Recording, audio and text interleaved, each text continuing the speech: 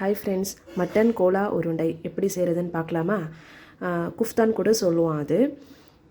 அது எப்படி பண்ணலான்னு பார்க்கலாம். அதோட இன்க்ரீடியன்ட்ஸ் வந்து பச்சை மிளகாய், தேங்காய், பட்டை, லவங்கம், ஏலக்காய், வெங்காயம், மட்டன், கொத்தமல்லி, மஞ்சள் தூள், பொட்டுக்கடலை. இது மட்டும்தான். இவ்வளோ தான் இதோட இன்க்ரீடியன்ட்ஸ். இப்போது வந்து இதை எப்படி செய்யலாம் நம்ம பார்க்கலாம். ஒரு மிக்ஸி ஜார் எடுத்துக்கோங்க. ஒரு மிக்ஸி ஜாரில் ஃபஸ்ட்டு வந்து நம்ம தேங்காய் போட்டுக்கலாம். இப்போ நம்ம வந்து தேங்காய் போட்டாச்சு. இப்போ வந்து க்ரீன் சில்லிஸ், பச்சை மிளகாய் போட்டுக்கலாம். அதுக்கப்புறம் கிராம்பு, ஏலக்காய், பட்டை இது போட்டுடலாம். போட்டுட்டு இப்போ இதை வந்து நல்லா நம்ம அரைச்சிக்கலாம். ஃபைன் பேஸ்ட்டாக அரைக்கணும் இதை மட்டும். ஏன்னா தேங்காய் இருக்கு இல்லையா, அதை வந்து ஃபைன் பேஸ்ட்டாக அரைச்சிட்டு வந்துடலாம். பாருங்கள், இதை வந்து நம்ம அரைச்சாச்சு. இது கொஞ்சம் குறைன்னு தான் இருக்கும். ஒன்றும் இல்லை, நம்ம போட வந்து எல்லாமே அதை வந்து அரைச்சிக்கும். இப்போ பாருங்கள், நம்ம வெங்காயம் போட்டுடலாம். வெங்காயம் போட்டுட்டு அதை வந்து நம்ம ஒரு மிக்சிங் பவுலில் மாற்றிக்கிட்டோம். ஒரு மிக்சிங் பவுலில் மாற்றிட்டு இந்த சைடு வந்து ஒரு குட்டி ஜார் எடுத்து ட்ரையாக இருக்கணும், தண்ணி இல்லாமல் ட்ரையாக ஒரு குட்டி ஜார் எடுத்துகிட்டு அதில் வந்து இந்த மாதிரி பொட்டுக்கடலை போட்டுக்கோங்க. உங்கள் கைப்பிடி அளவு, அதாவது இந்த அளவு எல்லாம் வந்து என்னோடய அளவுக்கு நான் போடுறேன். நீங்கள் வந்து என்ன அளவு எடுக்கிறீங்களோ, மட்டன் என்ன அளவு எடுக்கிறீங்களோ அதுக்கு தகுந்த மாதிரி எல்லா இன்க்ரீடியன்ஸும் நீங்கள் ஏற்றிக்கலாம். இப்போ வந்து இது வந்து இந்த மசாலாக்கு ஏற்ற மாதிரி பொட்டுக்கடலை நான் போட்டுருக்கேன். இது வந்து உங்களுக்கு வந்து ஒரு பாண்டிங் கொடுக்கும், டைட்னஸ் கொடுக்கும், கிறிஸ்பினஸ் கொடுக்கும். அதனால தான் இப்போது வந்து நீங்கள் இந்த மாதிரி, நான் வந்து பெரிய ஜாரில் அரைச்சேன். என்னோடய குட்டி ஜார் ரொம்ப குட்டி, அதனால் இந்த மசாலா இதில் அரைப்படாது. அதனால தான் நான் இந்த மாதிரி பெரிய ஜார் எடுத்து அரைச்சேன்.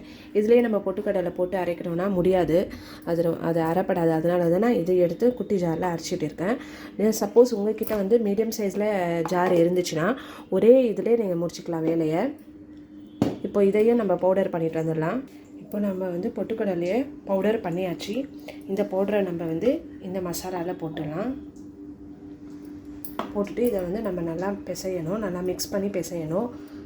அப்புறம் வந்து இதில் வந்து இன்னொரு இன்க்ரீடியண்ட் போட வேண்டியது இருக்குது. அது ஒன்றும் இல்லை, மஞ்சள் தூள் தான். கொஞ்சோண்டு மஞ்சள் தூள் போட்டுக்கலாம். நான்வெஜ்னாலே மஞ்சள் தூள் தானே, அதனால தான், வேறு ஒன்றும் இல்லை. இப்போ இதை வந்து நம்ம நல்லா பிசைச்சு எடுத்துக்கலாம். இப்போ இதை வந்து நம்ம நல்லா பிசைச்சு வச்சாச்சு. அவ்வளோதான். இதை எடுத்து நம்ம உருண்டையாக போட்டு ஆயிலில் ஃப்ரை பண்ண வேண்டிய வேலை தான். இது வந்து நம்ம வந்து ட்ரையாக இந்த மாதிரி பச்சை மசாலா போடுறது வந்து குஃப்தான்னு சொல்லுவோம், மட்டன் கோலா உருண்டை அப்படின்னு சொல்லுவோம். இதுவே வந்து நம்ம வேக வச்சு கூட செய்வோம். இதில் வந்து சனா தால் போட்டு வேக வச்சு கூட செய்வாங்க. அந்த ஒரு ரெசிபி கூட இருக்குது, அது ஷாமியான்னு சொல்லுவோம் நம்ம இதில்.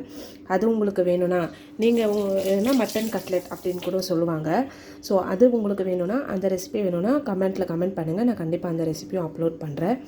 அதுக்கு எல்லாமே நீங்கள் என்னோடய சேனலை சப்ஸ்கிரைப் பண்ணால் மட்டும்தான் என்னோடய ரெசிபீஸ்லாம் உங்களுக்கு வந்து வரும். இதில் வந்து நம்ம சால்ட் போடணும். சால்ட் போடலை, சால்ட் போட்டுக்கலாம். உங்களுக்கு எவ்வளோ சால்ட்டு தேவைப்படுமோ அவ்வளோ சால்ட்டு போட்டுக்கோ. இப்போ நம்ம எல்லாம் ஷேப்ஸ் செஞ்சாச்சு. நான் சொன்னேன் இல்லையா, சிலிண்டர் ஷேப்பு. இப்போ வந்து நாங்கள் இந்த ஷேப்ஸ் வந்து செஞ்சாச்சு. பாருங்கள், நான் வந்து சர்க்கிள் ஷேப்ஸில் பண்ணியிருக்கேன், ஸ்பியர் ஷேப்பு, சிலிண்டர் ஷேப், எல்லா ஷேப்ஸும் பண்ணிவிட்டு மேக்ஸே கொண்டு வந்துட்டு நம்ம இதில். இப்போ இது வந்து நம்ம நல்லா ஃப்ரை பண்ணி எடுத்துக்கலாம்.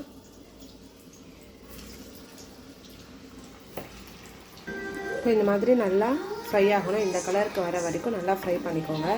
இந்த மாதிரி க்ரீனிஷ் கலரில் இருந்தால் அது நல்லா வந்து ஃப்ரை பண்ணி எடுத்துக்கோங்க. நம்மளோட இது வந்து நல்லாவே ரெடி ஆகிட்டு இருக்கோம்.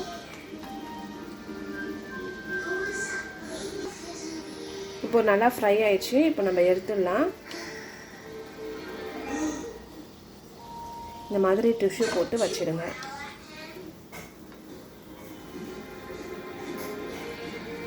ஆயில் ஐட்டம்ஸ் எதுவாக இருந்தாலும் எப்போவுமே டிஷ்யூ போட்டு வைக்கிறதுக்கு கொஞ்சம் ஃபாலோ பண்ணிக்கோங்க. ஏன்னா வந்து கொஞ்சம் பெஸ்ட்டு, நம்மளுக்கு வந்து அந்த ஆயிலெலாம் எடுத்துக்கும் இல்லையா. இப்போ நம்மளோட கோலா உருண்டை, மட்டன் கோலா உருண்டை ரெடி ஆயிடுச்சு, குஃப்தா ரெடி ஆயிடுச்சு. இது ரொம்பவே டேஸ்ட்டாக இருக்கும். ட்ரை பண்ணி பாருங்கள் ஃப்ரெண்ட்ஸ்.